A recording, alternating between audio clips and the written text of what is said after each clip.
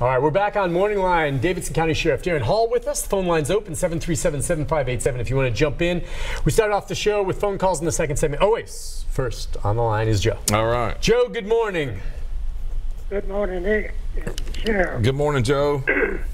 I'm going to have to apologize to the Sheriff. I was unable to attend his father's funeral. I had a black cloud hanging over my head and a form of pneumonia. So I didn't want to take any chances affecting anybody else. Plus, I wasn't feeling too good myself. Well, Joe, you did a lot for him over the years, and he would listen to the show, and he would always hear you call in, and we would talk about you all the time. So you did plenty of good for him, and I appreciate every bit of that. Well, I know it's a hard decision for you and your family to have made, and I'll go back to the days of George Curry and Friday Blackwood and some of the old timers. I'm pretty close to your father's age, so I can appreciate him and what he did for Metro government in Davidson County. Well, thank you, Joe. I hope everybody that listens to this show would appreciate what a politician, or not a politician, but a Metro government has a person that's level-headed like you to be the sheriff of Davidson County. And I can't say any more than that. Well, thank you, Joe. I hope you get to feeling better. Oh, I'm getting better. It's just, when you get old, things take you down. Yeah. You keep fighting. I appreciate you, Joe. All right, Joe, take out. You know, one thing he probably would have liked to have asked, as he always does. Just got to say, it is rolling over there at the jail just across the street from here. The outside, no, but you said, I remember you telling me this when you said, all right, Nick, the tear down, demolition's always fun. It gets done in a hurry. And then we'll get it back up. But the real work is the guts. So is that where it is now? Because it looks great from the outside now. I mean, it almost looks like the facade's done. Right. Yeah, yeah, a lot of it in its own schedule. It is on schedule. We're expecting somewhere around September to get the keys, and that's just the way we talk, and the keys will be done, construction handed us.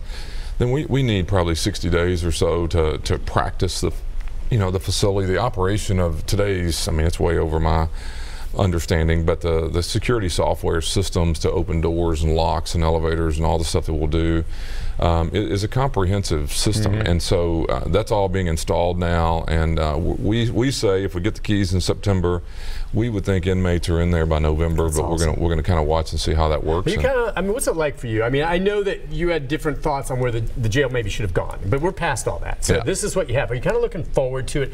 I mean, all of a sudden having everything again pretty much centrally located and being downtown. I mean, there's a convenience with being downtown. How do you feel about it? I mean, is it kind of like in the back of your mind, like it's coming? We're going to be in there soon. It's going to be kind of cool.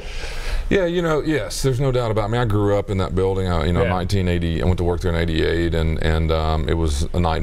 And 20, 30 years later, it was still a pretty bad facility. And so to see a new building that was primarily designed by our staff, who know a lot more about institutions and what we needed to have that we didn't have, and so I'm excited about that for the staff.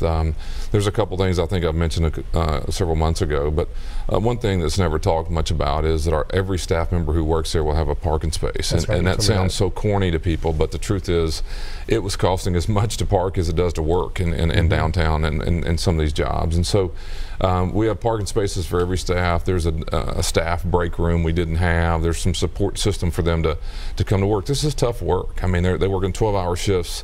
I don't have to tell you this. It's a tough world competing for jobs in Nashville. We go recruit very aggressively, and if we get you to work there and bring you there, we want to make sure that you have a safe and secure place to work. And then we have all sorts of complications. The staff you're talking about are dealing with juveniles and adults and diseases and issues and opioid and overdose and suicide. And I mean, it is a tough line of work. The best we can do is to build them a facility that helps support what we're trying to accomplish, and then in our way try to show them our appreciation.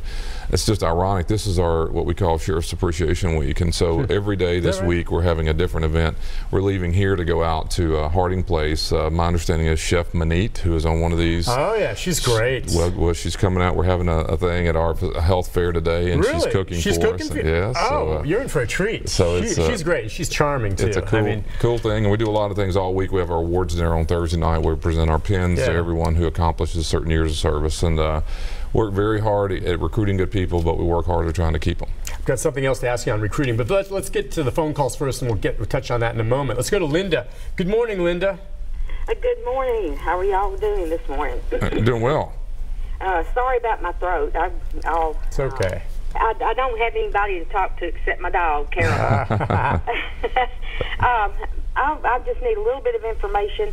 I kind of understand the temporary order of protection.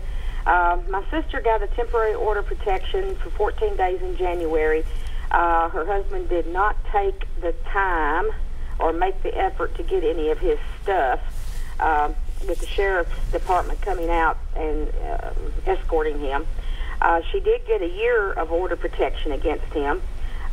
He's making the process of the divorce ridiculous, and I guess she needs to set a day for him to come get his stuff. Is there a way that a sheriff's department can provide somebody, or we pay somebody to come out and make sure he only gets the stuff that he needs? Okay, let me say a couple things. I'm not a lawyer, so okay. I don't want to get in trouble from a legal perspective. But if it were my family and I was in your situation, what I would do is I would go to the court and tell them, and usually it's his side trying to do this. But yeah, you would want the court aware, and if I were his side, aware that he's going to have to enter the home and get his stuff and make sure that that's safe and authorized. So I wouldn't suggest you talking or your folks talking to his folks, but what I would do is ask my attorney to approach the court and say, we're going to offer 12 to 2 on Thursday afternoon for him to come get his stuff. Other than that, he's not allowed to come get whatever. The language will be worked out. That needs to be done in a courtroom. The court then can and does order us to go to ensure that that's what happens at different times, but that all needs to be done through a courtroom. It's not really done through the sheriff's office. We do whatever the court orders us to do in protecting, I think you said it was your sister, but oftentimes it's his side wanting to get in and get his stuff, and what I tell anybody is you need to go to the court, make the court authorize you going in there, or he's violating the order of protection by showing up. Exactly. So he has to go address that. Now, I don't know if that was already set up, but yeah, if there's that in place, if you violate an order of protection, that's where they can arrest you. It's a crime. Yeah, that's a criminal act to just show up, much less do anything else. And the conflict you can imagine is he potentially has clothes and phones and furniture, whatever that he needs, and so you can understand he needs to go there. Well, now, and even if one of your deputies does go there, it sounded to me like she was concerned not only about the safety aspect of things, which I think you guys can ensure, but whether or not he's taking what he should take. You guys don't know. If he says, this chair is mine, and she says, no, it's mine, you can't have it, that's something that's got to be litigated. Yeah, we don't referee that. That's a tough world. I think they both purchased the bedroom suit. Well, I need it, you need it. You know, who's going to referee that? And so that's all handled through the court. I tell we're the gathering arm for the court. If the court says go out and take the boat or take the lawnmower, then we can make that happen. But we're not going to go out there and decide who gets what. And that's sometimes, and I think that's where the lawyers they get paid to do that. Help get in a courtroom and authorize the individuals to sort their stuff out, and we're there to kind of police what the court wants done. Gotcha. All right, I hope that helps. Let's go next to Charles. Good morning, Charles. Hey, good morning, Sheila. Hey. When an inmate places a collect call from jail, why can't it be as simple as the person on the outside saying yes, they'll accept the charges, instead of the person on the outside having set up an account with Global Telecom? Great question. I've been through that. I remember in the old days, I'd get it and say, will you accept a call? And I'd say yes. Now, I've got to have my credit card in there and set up an account that he then can access. And he's right. That's the way it works. Yeah, there's a lot of reasons for it. One good one is, take the call right before Charles's call. We don't want the victims being contacted by people in jail, and you may say, well, then why, they still have an unauthorized way to decline a collect call.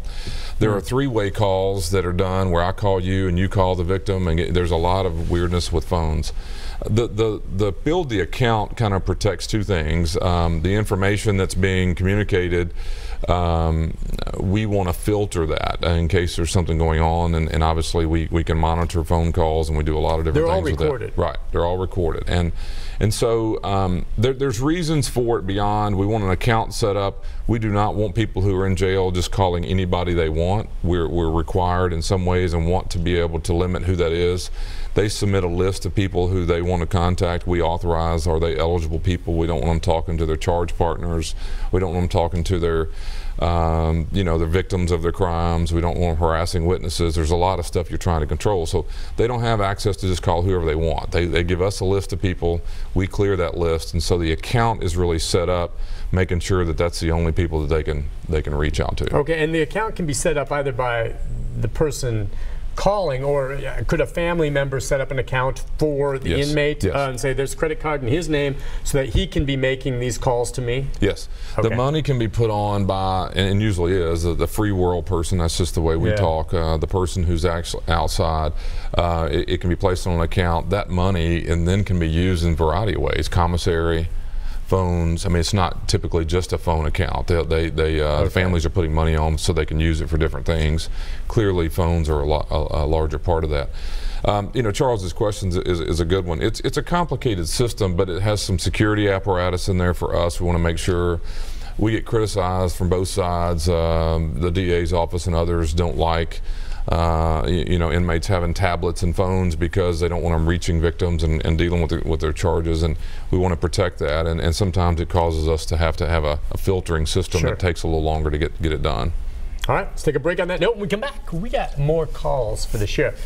He'll try to answer them, and I encourage him every time before he sits down with us to always show respect and be polite, and I think to this point he's done a nice job of that. Thank you, Sheriff. We'll take a break and be back with more right after this.